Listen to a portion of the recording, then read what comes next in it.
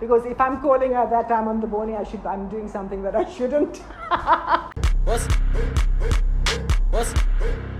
What is your birth name and your job title? God. Birth name's easy. It's Yasmin. It's always been Yasmin. I don't have a middle name. Yasmin Furmie. It's been that throughout my life. Married, I've still kept it. Title, goodness. I don't know what to call myself. A creative. I'm probably a sort of multi-hyphenated sort of person. I'm a mother, I'm a wife, I'm a creative, I'm an outspoken person. Just a general person taking up a space in the world. How do you self-identify, and what are your preferred pronouns? A woman, but a woman with encompassing all aspects of other things, like a very masculine aspect of my life. I don't know how I can identify myself, because I think I'm all encompassing of a whole lot of things, and I sometimes think I don't want to put myself into a box to say I identify as X or Y, but certainly as a strong, powerful woman. Describe the environment in which you grew up. I grew up in a few places when I was little. I grew up in a place called Coronationville. We then moved to a place called New Clare, and then I spent a few more years in Rivoli, I think when I was from about 7 or so till about 15. And then we moved to Australia when I was 15. So my sort of formative years were in the sort of west of Johannesburg, and then moved overseas. What is the question you are most asked that you hate answering? I don't know if it's a question, but as much as a comment. I think people will often say to me, "You look good for your age."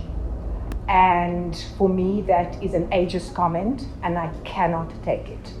Because if you're going to give me a compliment, say you look good. Because I wouldn't tell a younger person, "Oh, you look good for being so young." Do you know what I'm saying? So, I think ageism is a big thing with me, and when people make those comments, it really rubs me up the wrong way. Yeah, so for me, it's more a comment than a question.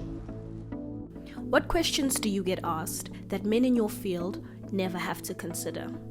I think for me, it's the assumptions people make that, my husband supports me financially all the time because he happens to be rich or whatever the case is.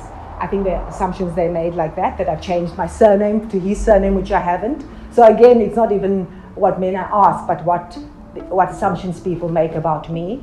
Does my husband like what I do? I don't know.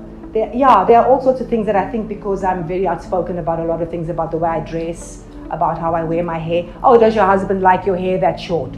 So for me, those are the things more than perhaps what men are not asked, or what women are not asked instead of men.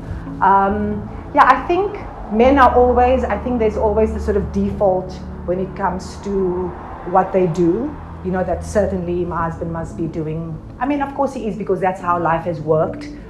They've always had a position where careers have been, there for them. They've been supported all the way. Whereas I probably went into a very traditional female-centered career as a social worker. Those are the things that are historically just what happened. But I'm in a position now where I sort of fight against that and am doing my own thing. What did you want to be when you grew up? Look, I think just the fact that I wanted to go to university, because no one in my family had been. My parents were very working class, and so I think for me, just the idea that I was going to go into tertiary education was already quite an aspiration. As to what I was going to do, there were all sorts of things that went on in my head. Fashion was not one of them, because my mother was adamant at the time that you go into something that you can make at least some money. Don't go into anything creative, because you'll never be able to do anything with it. So I think it was coupled with that sort of attitude, and then the fact that the expectation that women were going into physiotherapy, occupational therapy, social work, teaching at that stage in my life. And so I went that social work route. So yeah, I think for me, mainly the fact that I was going to go into a tertiary institution, and that was a great aspiration already. What was your first job? As a social worker in a hospital. I know I probably sit here now, they're like, but yes, I worked with immigrant families in Australia and their psychosocial needs. How much were you paid for your first job? My word. I probably at that time about, I think $300 and something a week. It was considered very little in comparison to, other professions. I guess as they always are even today. When you sort of lump social workers, nurses, teachers in the sort of bottom rung of, what people are paid. So yeah, that's worldwide. So it doesn't matter where you are, you're still in that bottom rung of salaries. Describe your work now and how you came to do what you do. So it was not a thought out thing at all. I think everything sort of just fell into place for me at the right time, quite coincidentally. I liked a top that Titi Nteta was wearing on her Instagram one day, and I sent her a message. I said, "Where did you get the top from?" She said, "I got it from Jamal, misshape." I said, "Okay, I'm going to send him a message. I want to buy one." So I sent him a message, and we were, planning to meet in Rosebank so he could give it to me. And I happened to be crossing the road. I didn't know it was him passing by. Sat down and he said, "Oh my goodness, you passed me on the road right now, and I was wondering who this woman is. And here I am coming to give you the top." So he said, we chatted about fashion and about everything else, and he said, "I'd actually like to do a collaboration with you." And that was the thing that sort of got me into the space I am now. We did the collaboration. And then, things, once a little bit of the door opens, then things just happen. Because you find yourself in that space where there are opportunities to pursue. It also gave me the confidence to then, that was always in the back of my mind, I wanted to have a business with a very good friend of mine. She's a designer. And I thought that the two of us together would be a good fit. I'm quite creative. She's got the very technical skills. She's incredibly creative as well, but she'd be able to transfer whatever's in my head into reality. Sometimes what's in my head doesn't work in reality, but that's why she's there. And so all those things just worked, and then getting the job with Raw Silk on TV, so it's just like, that rolling stone or the moss that sort of just carries on like that, Name 3 contemporaries in your field whom you either admire, stan, or celebrate.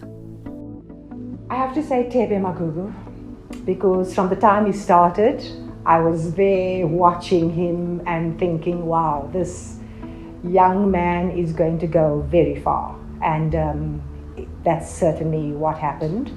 I think all the young designers who are fighting, so I'm not going to mention an individual person, but the young designers who are fighting for their place because they're incredibly talented. Sadly, there's probably not enough space for everybody to come up and show what great creatives they are. So for me, those people who are really pushing and standing by their work and being focused in the face of a lot of difficulty. So I admire young people like that. And I celebrate a lot of women who find it very difficult to make their way, because sometimes there's a lot of pushback against women doing, because sometimes the fashion industry can be a very male-dominated space, even here in South Africa. So I mean, when you see a lot of women doing things and bringing their stuff out, I'm all for that. So I stand, admire, and celebrate.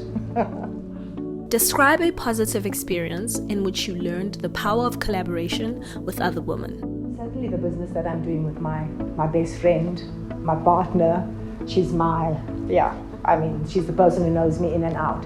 So I'm all for collaboration. I think it works very well because sometimes, when you're doing something on your own, you're very myopic. And I think you that little bubble that you find yourself in needs to be broken by some new voices, new input. I think it's incredibly empowering creatively to collaborate with people. Yes, when people do things on their own, it's amazing because there are a million examples to show when that people are doing things on their own and they succeeding and it's fabulous. But I'm a great one for collaboration because I think, like they say, two heads are better than one, and I'm a believer in that. What in your career are you doing to keep the door open for those who come after you? I think I avail myself to a lot of young people who send me lots of messages for mentorship. And I don't have a formal, relationship with somebody saying, I'm your mentor and, let's meet every week and let's go through all your goals and whatever.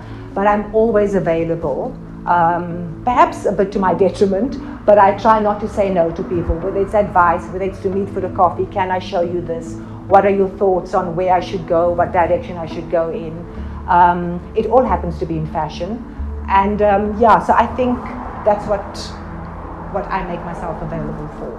And it's something that I'll always do. I think that's just probably part of my personality and part of when I look back why I probably went into social work because I'm quite a people's person. Yeah. How do you define success? It's a continued desire to always want to do better, to be better. And yes, you want some reward, some physical reward that says, okay, you've done this and so therefore this is what you get. It's nice to get, to sell out a collection or whatever the case is. But I think it's that constant push just to be better. I don't think it's a static thing. What are your daily rituals that remind you or bring you closer to your truest self? I wake up in the morning and pray. I have to go to the gym every morning. And at least 5 or 6 times a week I have to meet a friend for coffee. So yes, but my ritual, that's my early morning wake up and my gym. That sort of grounds me and sets the tone for the rest of my day. Describe your safe landing spaces. Who are you going to call at 2 a.m. to help you bury a body? My partner, Cynthia. Because if I'm calling her that time in the morning, I'm doing something that I shouldn't. And perhaps I don't want anybody closer to me than her to know what I'm doing. So I'd be calling her first. In your life, what are you most proud of? My children. Yeah, I think that's probably such a cliched answer, but it is. If I look back at everything that I've done and maybe will continue to do, I look at them and I think, wow, because they're doing wonderful things. They're 2 great kids. And so I'm most proud of them, and that makes me, I look at them and think, I'm proud of that. What is your favorite curse word? Fuck. What is your least favorite word? Nice. What is your favorite sound? Music. So, any music. If heaven exists, if you believe, what would you like to hear God say when you reach the pearly gates? You did your best.